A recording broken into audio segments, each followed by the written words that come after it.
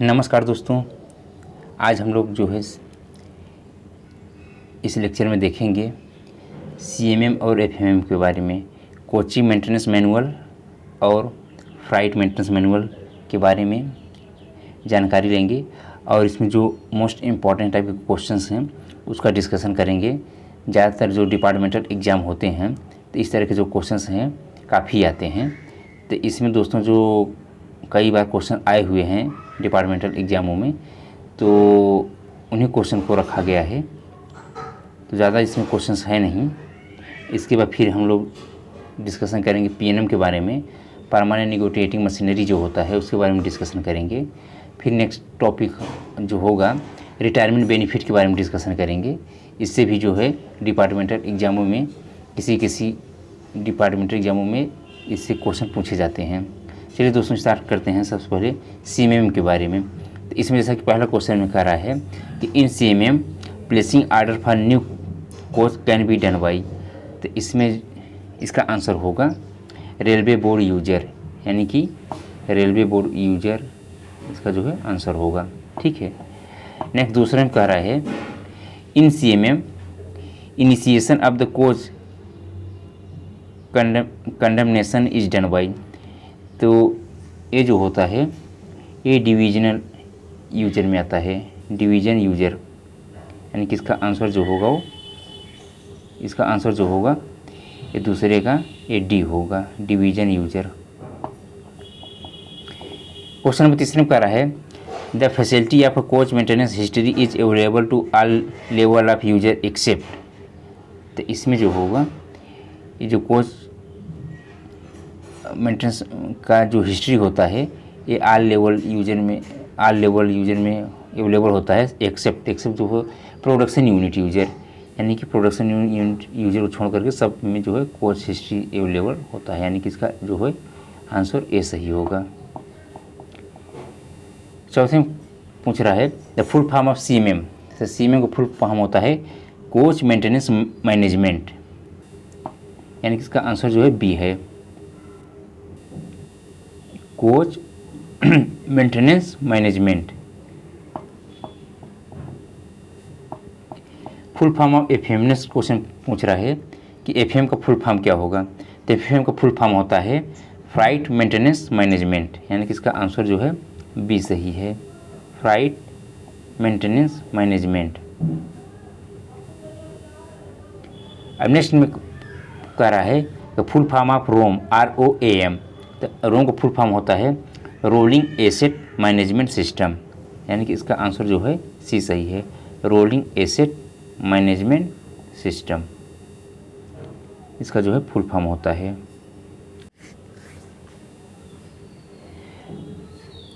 अब दोस्तों हम लोग नेक्स्ट देखते हैं रिटायरमेंट बेनिफिट। अब रिटायरमेंट बेनिफिट में दोस्तों हम लोग देखते हैं पहले क्वेश्चन में। तो पहले क्वेश्चन कर रहा है कि what percentage of the casual labour service is recognised for pensioner benefits. तो इसमें जो होगा 50%, इसका आंसर जो है डी सही है।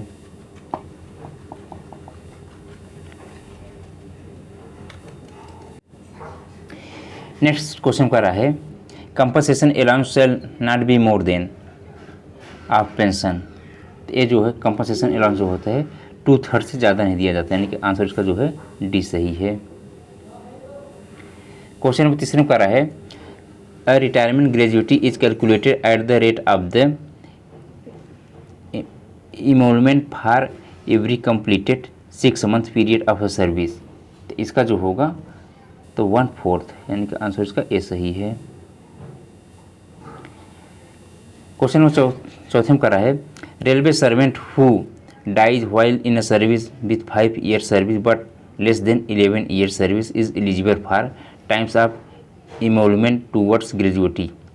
तो इसका जो आंसर होगा ये होगा 12।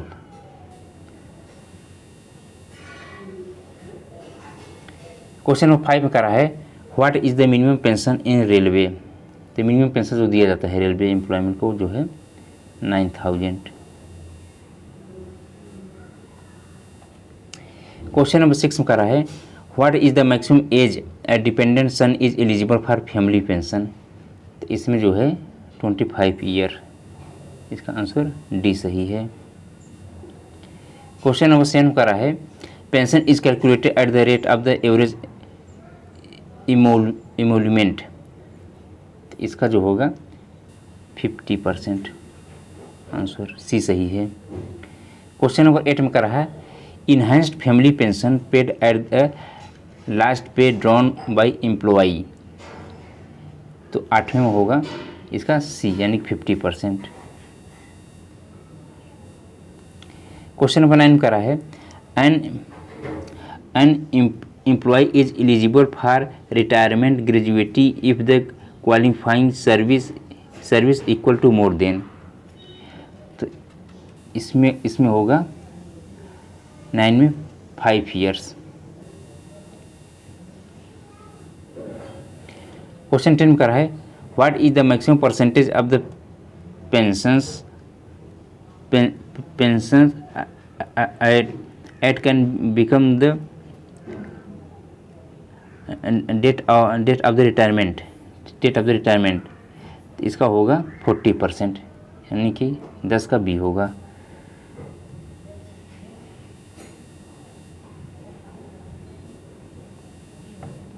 इलेवन का रहा है which rule of the railway service pension rule 1993 deal with the retirement and completion of 30 years qualifying service. तो इसमें rule number 66।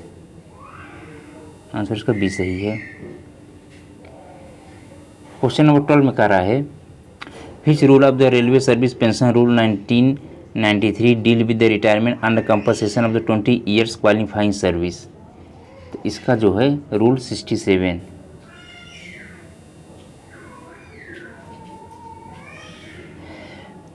Which rule of the railway service pension rule 1993 deal with the family pension. तो इसका rule 75, यानी कि answer इसका सी होगा सही।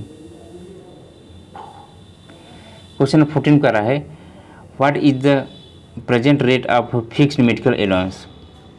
तो इसका होगा इसका रेट 2000, अभी बढ़ करके 3000 अभी प्रोसेस में चल रहा है कि 3000 पर मंथ मिलेगा मेडिकल अलाउंस। ठीक है, अभी जो वर्तमान में चल रहा है वो 2000 चल रहा है। What is the maximum qualifying service for the purpose of the pensioner benefits. ये होगा 33 ईयर्स। क्वेश्चन नंबर 16 का रहा है what is the maximum amount of the gratuity payable to the railway servant. ये होगा 20 लाख।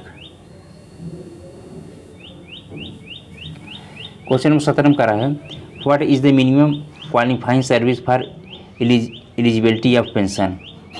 तो इसका होगा 10 ईयर। क्वेश्चन नंबर 18 का रहा है family pension is calculated at what percentage of the last पे ड्रॉन बाय द एम्प्लॉई। तो इसमें होगा 30%।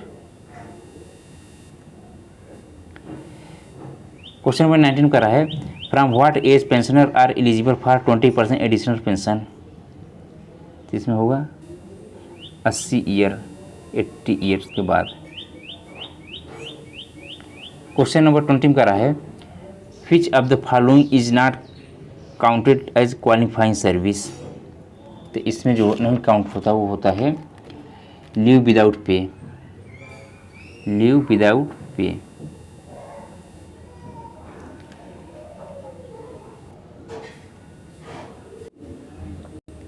चलिए दोस्तों, हम नेक्स्ट देखते हैं पीएनएम के बारे में डिस्कशन कर लेते हैं। परमानेंट नेगोशिएटिंग मशीनरी क्या चीज़ होती है। चलिए दोस्तों इसमें देखते हैं। तो इसमें जैसे पहले क्वेश्चन करा है